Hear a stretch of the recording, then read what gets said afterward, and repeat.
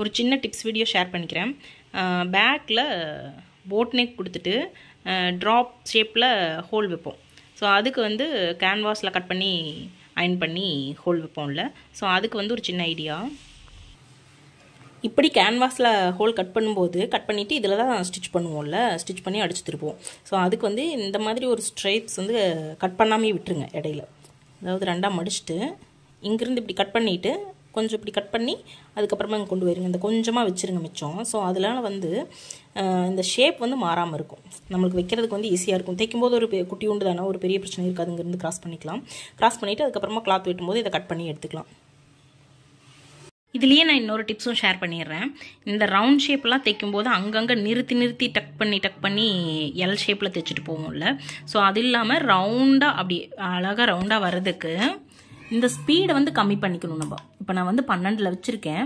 So இதை வந்து speed கம்மி பண்ணிக்கிட்டோம் அப்படின்னா நம்ம எவ்வளோ ப்ரெஷர் கொடுத்தாலும் அந்த ஃபுட் வந்துட்டு அவ்வளோதான் மூவ் ஆகும். சரிதா?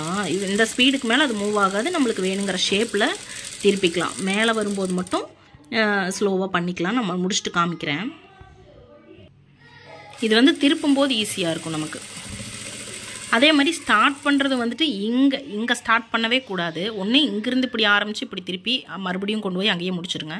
நான் வந்து இங்கே ஸ்டார்ட் பண்ணியிருக்கேன். ஸோ இங்கேருந்து ஸ்டார்ட் பண்ணி இப்படி போய் இப்படி வந்து நிறுத்தி மறுபடியும் அதுலேயே ஒரு ஸ்டிச் இங்கே ஸ்டார்ட் பண்ணியிருக்கேன். ஸோ இங்கே முடிக்கும்போது நமக்கு வந்துட்டு நீட்டாக இருக்கும். அதே மாதிரி தையலும் பொடி தையலாக வச்சுக்கணும். இந்த மாதிரி ஸ்லோவாக தைக்கும்போது தையலும் பொடி தையலாக வச்சுக்கிட்டோம் அப்படின்னா இன்னும் கூட கொஞ்சம் ஸ்லோவாக கிடைக்கும். நமக்கு பார்த்தீங்கன்னா தெரியும் வித்தியாசம். இது வந்து கொஞ்சம் லென்த்தான தையலாக இருக்குது. இது வந்து ரொம்ப பொடி தையலாக வச்சுருக்கேன். ஸோ அப்போ வந்து நமக்கு தைக்கிறதுக்கு ஈஸியாக இருக்கும். ஃபினிஷிங்கும் சூப்பராக வரும். அதே மாதிரி இன்னொரு டிப்பும் ஞாபகம் வந்துச்சு. இதில் வந்துட்டு நம்ம மேலே பட்டன் கொடுக்க போகிறோம். ஸோ இது வந்து இங்கேருந்து ஸ்டார்ட் ஆகிறதால இன்னும் கூட கொஞ்சம் மேலே வைக்கலாம், தப்பில்லை. நான் வந்து பட்டன் வைக்கும்போது ரொம்ப ஷார்ப்பாக இருக்கும் வேணாம் அப்படின்னு சொல்லிட்டு கொஞ்சம் கீழே தள்ளி வச்சுருக்கேன். ஓகே, இது வந்து இவ்வளோதான் கேப் இருக்குது அப்படிங்கிறதுனால இங்கே கொடுக்குற அளவுக்கு மொத்தமாக கொடுக்கக்கூடாது. ஸோ இங்கே வந்து குட்டியாக கொடுக்குறமே அப்படின்னு சொல்லிட்டு இங்கே குட்டியாக கொடுக்கக்கூடாது. ஸோ அங்கேருந்து போகும்போது ஷேப் பார்த்தீங்கன்னா தெரியும். இங்கே வந்து 1 இன்ச் கொடுத்துருக்கேன். அப்படியே போக இங்கே குட்டியாயிருச்சு. இங்கே வந்து ஒரு 1/4 இன்ச் கூட இருக்காது. ஸோ அந்த மாதிரி குட்டியாக பண்ணிவிட்டு அப்படி தான் தைக்கணும். அப்போ தான் மடித்து திருப்பும்போது உங்களுக்கு இந்த இடத்துல வந்து நிற்கும். நான் எம்மிங் போட்டு காமிக்கிறேன் பாருங்கள், இந்த இடத்துல நிற்கும். ஸோ இது வந்து பெருசாக கொடுக்கும்போது என்ன ஆகுனா இந்த அளவை விட வெளியில் வந்துடும். இதில் பாதி அளவு கொடுத்தீங்கன்னாவே இங்கே வந்துடும். கொஞ்சம் பெருசாக தான் வரும்.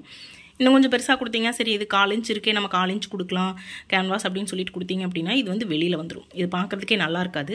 ஸோ இந்த மாதிரி ஒரு ட்ரை பண்ணி பாருங்கள் நீங்கள் தைக்கும்போது.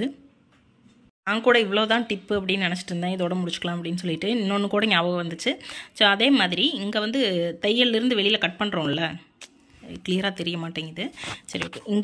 இங்கே தையல் இருக்குது கேன்வாஸ் ஒட்டி. இங்கேருந்து 1/4 இன்ச் விட்டு நாம் கட் பண்ணியிருக்கோம். ஸோ இதுவே மேலே வர கேன்வாஸ் எப்படி கட் பண்ணணுமோ அதே மாதிரி மேலே வர ரொம்ப தையலை ஒட்டி நெருக்கமாக போயிருங்க. அதுக்காக தையலை கட் பண்ணிடக்கூடாது.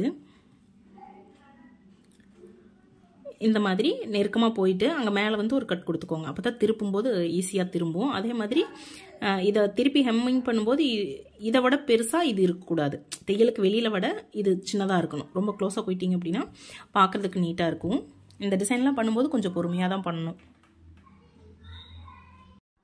இன்னொரு டிப்ஸும் கூட, இதில் வந்துட்டு உள்பக்கம் திருப்பணும்ல கேன்வாஸில். இங்கே ஸ்டார்ட் பண்ணி தான் அப்படி கொண்டு வந்து இப்படி முடித்தோம். ஸோ அதே மாதிரி தான் இதுவும். அப்படி இங்கேருந்து ஸ்டார்ட் பண்ணி இங்கே கொண்டு போய் முடிச்சு அப்படி கொண்டு வரணும். இங்கே ஸ்டார்ட் பண்ணிங்க அப்படின்னா அந்த இடத்துல மட்டும் இப்படி பேக் அடிக்கும்ல.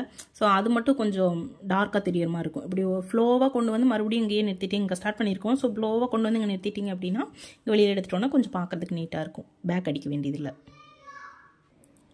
சூப்பரான பேக் ஹோல் ரெடி ஆயிடுச்சு, ட்ராப் மாதிரி.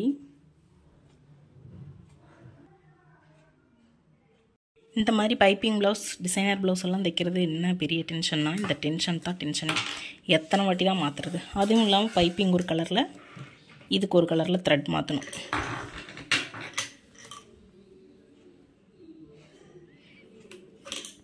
இதெல்லாம் தான் டைம் எடுக்கும் நமக்கு.